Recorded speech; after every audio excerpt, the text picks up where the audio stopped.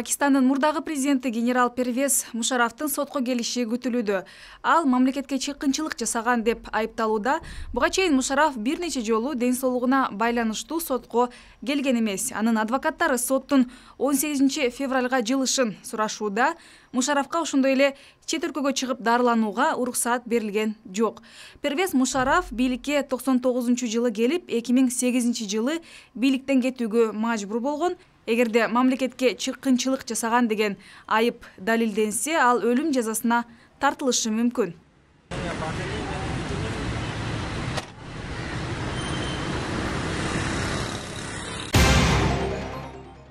Тажикстанда жамааттык мечиттерде кумсаларга каршы кутба окулду жана бул көрүнүш ислам динине каршы экендиги айтылды. Бул демилге дин боюнча мамлекеттик комитет тарабынан көтөрүлдү. Эскерте кетсек, Кыргызстанда муфтият жакында кумсаларга каршы фатва чыгарган.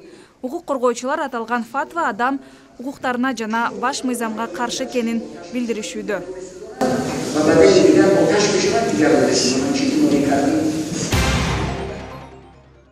Ошондой эле Тажикстанда экологдор кыштагы суукка байланыштуу жапайы жаныбарларга жана канаттууларга жардам берүүгө үндөп жатышат. Кулап районунун айлана чөйрөнү коргоо башкармалыгы учурдагы суукта жаныбарларды жана канаттууларды багып жатышат.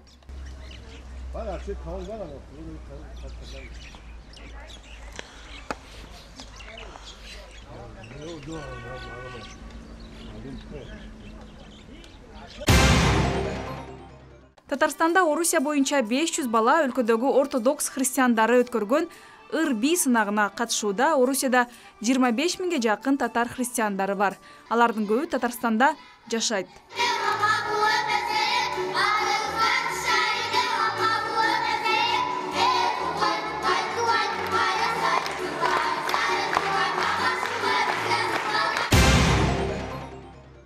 Президент Нурсултан Назарбаев Казакстанды казак эли деп атап, стан деген сөздөн арылууну сунуштады. Мамлекет башчынын мындай сунушу коңшу өлкөнүн жарандарын эки лагерге бөлдү. Айрымдар өлкөнүн аталышын өзгөртүү канчага тураарын дагы эсептеп киришти. 6 февралда мындай кабар чыгаары менен интернеттеги социалдык түйүндөрдө кызуу талкуу башталды.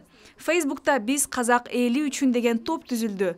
Казакстанды казак эли деп атоону Президент Назарбаев Атырау шаарындагы интеллектуалдык мектепте жергиликтүү эл менен жолукканда айтты. Азаттыктын кабарчысы бул демилге боюнча алматылыктардын пикирин угуп көрдү. Зачем что-то менять? Казахстан уже